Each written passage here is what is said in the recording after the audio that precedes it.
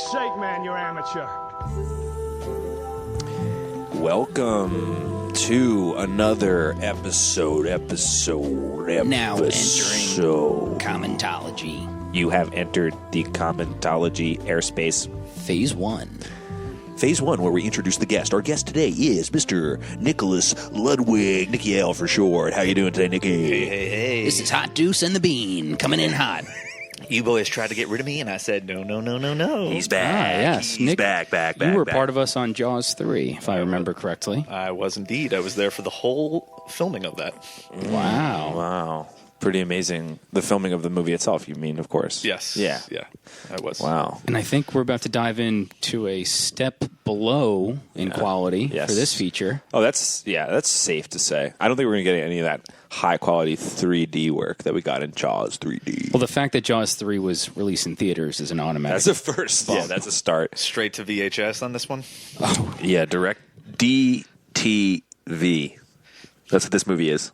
DTV. Direct to video. Direct to VHS at the time. VHS. I almost feel like this is a barely to VHS feature we're about to watch. Yeah, I think... I guess we'll see. I guess it's time to let you guys know what we're talking about here, although you should know based on the show title. Let's just say this was ripped to YouTube, and no one came knocking on these guys' doors for copyright infringement, because nobody gives a shit that this thing's out there right now. I don't know if that's true. You got 254,000 views in 6 months on this YouTube video. That's a good point. That's not bad. I have to say that I'm seeing dollar signs, actually, now that I see that number. A little math in my head. I think that's probably... It's probably like $600 or $700. Well, today's feature is going to be 1996 Skyscraper, not to be confused with 2018's Skyscraper. Right. Starring Dwayne "The Rock" Johnson. Is there any connection? Zero connection? The title. Just yeah. They were both made in the U.S. Both U.S. pictures.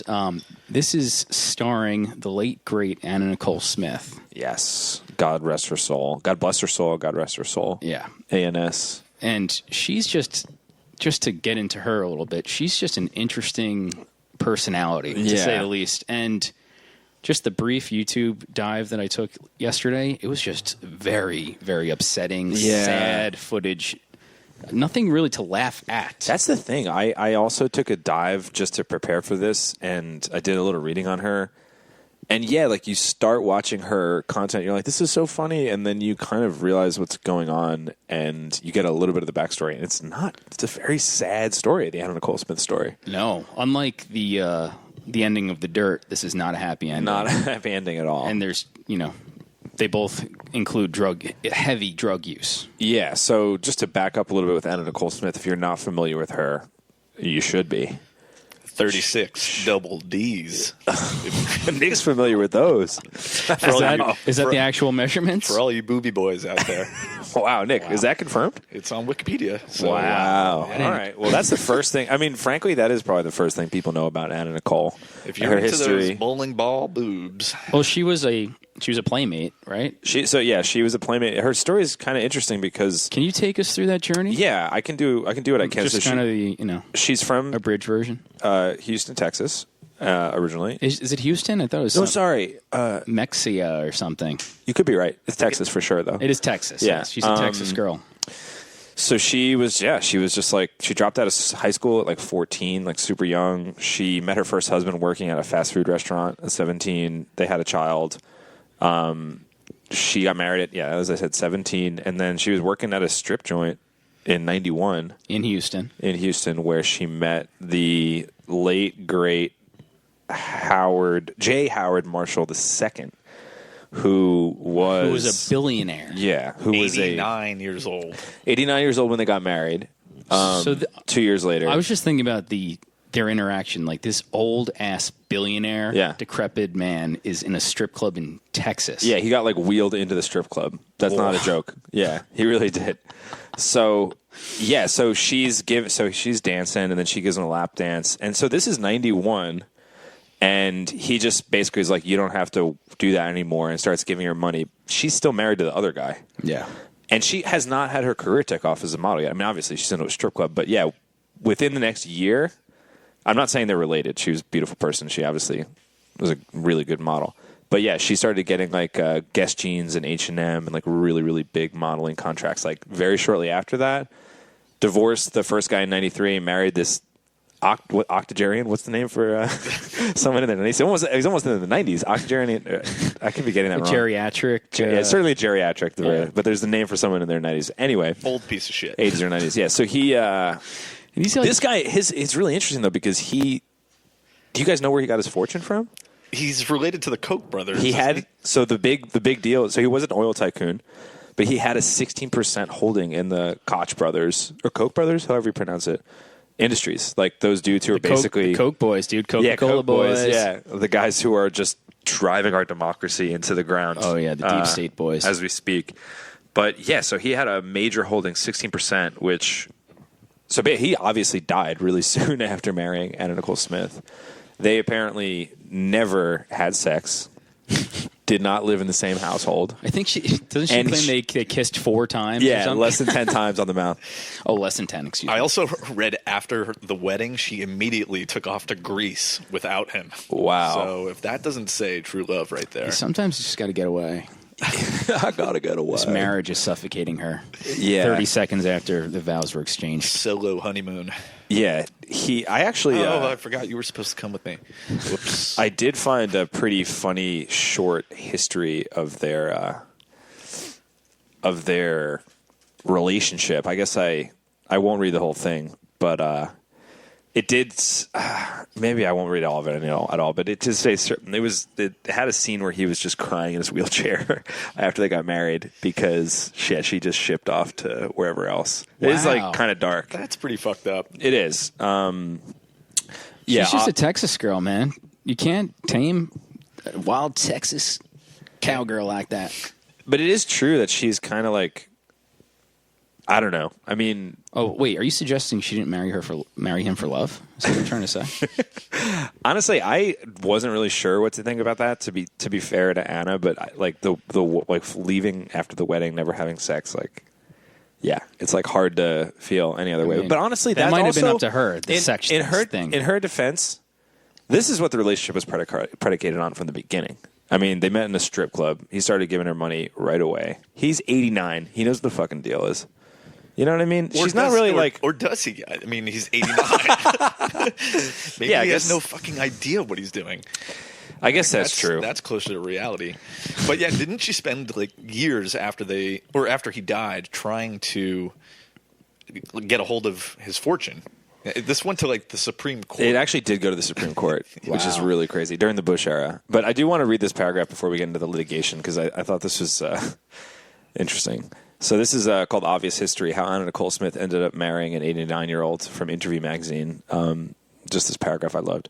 Some years later, and after several attempts, Smith agreed to marry Marshall. They wed on June 27th, 1994, both in white, in Houston's White Dove Wedding Chapel. After they sealed it with a kiss, Smith told her new husband that she had to jet out of town for a photo shoot. According to New York Mag, Marshall, quote, sat crying in his wheelchair, end quote. He wouldn't be crying for long. The marriage lasted 14 months before Marshall passed away.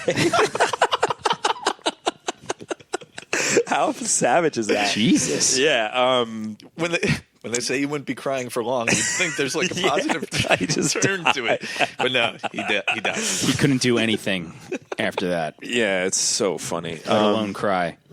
Yeah, this article was really kind of brutal to him. Is there a year on that article there? It's a great question because I think it's new. It's just last year, 2018. Oh, interesting. Well, that picture right there. I mean, they look like a pretty good couple. This is actually the picture that you always see. It's like her looking super young. They're in some kind of hotel room. He looks stoked. He's so old. It's actually kind of nuts though. If you do Google his name and you see pictures of him in his prime, he looks like a fucking badass, dude. It's really? Kind of it's kind of crazy. Like you just get old and look like a baby again. I mean. This guy looks like something out of like an Ayn Rand novel, dude. Look at this dude. He looks so happy, though. Yeah, this guy was making big decisions. Oh, that's the Great Gatsby kind of style. Yeah. He was slaying it back then. He just wanted 100%. He wanted a little taste before he went. Yeah. Honestly, everybody else made their relationship. Honestly, we'd all do it. Come on, admit it, guys. Well, it's like I think they both probably knew what was. I mean, like you said, maybe he didn't, but I don't know. I think they probably had an agreement, kind of, more or less. Was he chewing on hard food at this point? I mean, he looks like he's got dentures, at least in this picture. Something's going on. But what did happen was that he died, and therefore, right after that began the battle for his estate. And she was not in the will at all. But she claims that there was a verbal agreement between them that she would get half of his estate, which included 16% holding. It's a verbal contract. Yeah, $1.6 billion. And the sad thing is, she spent the rest of her life in litigation and honestly never saw the money. Like, she would win in one court and lose in another court, and the money just was always held up, went all the way to the Supreme Court. I mean, is this just just between them two, a verbal agreement, or anyone else, any other witnesses to Actually, this? the funny thing about that is that he had a kid. He had a number of kids, and one of the kids was ostracized, supposedly for some weird business dealings. But the kid claimed the same thing, that he was promised a large chunk of the estate. So I think people came out of the woodwork. Everyone that met this guy said he told me we talked about it. Yeah. I would do that. Yeah, but so that's kind of how she spent the 90s, and then year 2000 rolls around, 2002, we see Anna come back, and it's on the Anna Nicole Smith show on E, which was a surprise hit for a very short period of time. The big story at that time is that she had blown up in weight, so kind of lost her looks and was sort of a mess and an airhead, and you kind of saw a side of her that nobody really had seen before. So you mentioned you watched the first episode. I watched the first episode of the first season, yeah. I jumped in mid-season. I can't remember which. It was where her cousin Shelley. Yeah. Did you see that? I read about Shelley. She seemed to have some serious problems herself. Is she missing teeth? Missing her top row of teeth were pretty much all gone. So Shelley came out of the woodwork, right? Very methy kind of look. And she was, she showed up with a rival documentary crew. She did? Yes. No way. And they're just sitting on Anna's front porch, just waiting for her to come out. And oh my God. Anna's laying on the couch, just I don't want to talk to these people. Honestly, as we were saying earlier, you watch that show and it starts out really funny and nuts, and then it just kind of slowly, you kind of realize what's going on, and you're like, this is really dark. And it also was, I mean, not that it was one of the first reality TV shows, but I think it was one of the first ones that were this style of let's follow this semi-famous person around in their Hollywood house or whatever, and just see what they're up to. And it's kind of raw in that way. It was the kind of shit that you'll find on after 11:30 p.m. at night. But it was not a big prime. This was not family friendly prime time definitely material. not. In a lot of ways, she was kind of like a Kardashian before a Kardashian. Just more or less put together than a Kardashian. Interesting. You know what? Well, there wasn't really anything else that was like it that was on TV. No, that's true. I know Life of the Rich and Famous. But not really. Famous for being famous in a lot of ways. Oh, I see. I mean, unless you count Skyscraper, 1996 Skyscraper. She's in Skyscraper. I think she's in Naked Gun 33 and a third, the third sequel to. She's also in a movie with the wrestler formerly known as China. Yeah, from '95. I checked out the trailer for that. Yeah, came out after she passed away. Came to a similar fate, China. But yeah, so Anna Nicole Smith. I mean, it's crazy when you watch that first episode. I was shocked by there's you get multiple Annas. There's times where she's sitting down and she's interviewing, and she's seems totally normal and lucid. And there's these other times where she's just totally loopy and out of it, and just doing the crazy Anna Nicole, I don't care about anything. Yeah. And there's a third Anna that kind of comes out. Whoa. Which is, it happens in this one moment about 15 minutes in. She's getting ready to go to the guest's 20-year anniversary ball or something, which I think was a part of her kind of coming up. And she's got her full makeup on, and she just kind of looks at the camera, and for 15 or 20 seconds, there's this extended moment where she's just talking to the camera as if it's a guy, and she's trying to seduce the camera. And it's this weird, almost breaks the fourth wall. It's long for a reality show. This is episode 1? But this is episode 1. But it kind of it kind of makes you feel like she kind of, if it wasn't for the prescription drugs that we know about, you'd almost think that she's in on everything.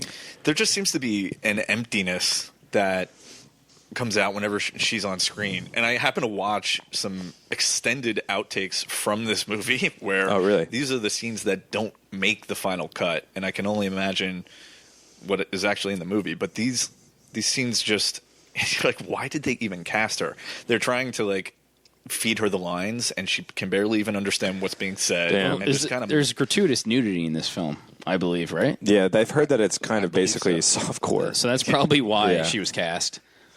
But she to actually, answer your she's in, question. what was it? She's in a Coen Brothers movie, Hudsucker Proxy? I Yes. think. 94? Yes, she is. So, like, I think this was still in her mind. She was like, I'm still going to have it. Like, I'm going to have an acting career. But like you said, she has no acting chops whatsoever. Yeah, and just what you mentioned before, Max, the prescription drugs that she was on. I believe there was like over 10 drugs in her system. 11 drugs in her system. Yeah, when she died. 8 of which were not prescribed to her. Prescribed to her husband. Her husband. Not husband, sorry. Her boyfriend lawyer. Howard K. Stern. For all you sternologists out there, that's not the famous Stern that you're all aware of. Do you This know is the other Howard Stern? Do you know Howard that K. there's Stern. a strong Anna Nicole Smith Howard Stern connection? Do you know about this? Well, which Stern are we talking here now? No, actually, all three of them have been in the same room Oh, really? because Anna Nicole and Howard K. Stern appeared on Howard Stern. Oh, I'm sure she was on that show all the time. She was on it twice, but she was on it once before, right before her show started, the Anna Nicole Smith show, and it's really channel connection is nuts. definitely there. Yeah, I'm sure that's part of it. But Howard K. Stern, so for those of you who don't know, he's on the show. He's like kind of her sleazy lawyer who is basically in it to get a certain portion of that money once they win that estate. But he also becomes like kind of her. I mean, supposedly they had some kind of romantic relationship. He's also like almost like her handler, kind of like, one of those people in the shadows of someone's like a celebrity's career who's off the rails and is like kind of controlling everything in a weird way. But very similar to Brian Wilson. He had a guy Yeah. like that, his psychiatrist. so Howard K. Stern shows up on Howard Stern with Anna Nicole Smith dressed as Howard Stern. Really? Yes. That's not a mind fuck. So, right there. and the Stern crew does not like it. The Sternception. Yeah, he's really they're Stern not loving on it. Stern on Stern. Yeah, and the episode I did actually watch On E. on E. I did watch a good amount of that Live from Stern E. episode. No, we're talking Stern like tight curls E era Stern. So he's still okay. in the raw raunchy era. This is like very still raunchy Stern. I mean, this is 2001, 2002. We're not talking. As far as I'm concerned, he's still as raunchy as ever. He's not though. Yeah, are you talking the American Idol Stern, or I'm talking pre-American Idol. I'm E talking Stern pre or whatever? He's on The Voice or The X Factor? Some bullshit. I'm talking pre-therapy Stern. So okay. Benji, you may be familiar with. Benji was one of the recurring Stern guys. Okay. He offers Anna Nicole Smith oral sex, and she says yes, and they go into a room, and you don't know what happens in that room. What? Wow. Yes. She says, like, I'm deprived of sex. I haven't had sex in forever. She keeps saying that on the show. Benji comes on, and he's just like, literally, if someone said they would give you oral sex right now, would you do it? And she says yes, and he's like, let's do it. They do go into the other room. It's a very surreal watch. Oh, God. Yeah. And Is Benji a recurring character on Stern, or Yeah, he kind of Benji- pops up here and there? That's as a good question. Stern lackey. That's a good question. I think he was on with some regularity for a while. I don't think he's on anymore. There's a whole cast of characters. Yeah, he's just one. I mean, I don't really like him. I'm not a true Sternathologist, but Anyone he in kind the of is running Stern their own way. sphere is kind of a dirtbag. Well, how real do you think that is? Do you think they actually go behind closed doors and do what they say they do, or is that just a ratings boost In that case, idea that they toss out? in that case, they did not go. They did not do anything. I think they made out, but they did date after that. They actually went on a date together. Benji and Anna Nicole Smith. So it's kind of nuts. I believe it. Yeah. So just kind of bringing it back on her. Yeah, it's just very, very sad. She had a number of tragedies in her life. I mean, we don't really have to go down the whole rabbit hole, but I do want to just touch upon Howard K. Stern. Yeah. Because he's, among all the Anna Nicole fans out there, he's a hated man. They believe that he is the one that kind of kept her in a drug-induced state. That's interesting. I didn't know that. To I just believe kind of it. be, the puppet master Yeah. behind all of her actions.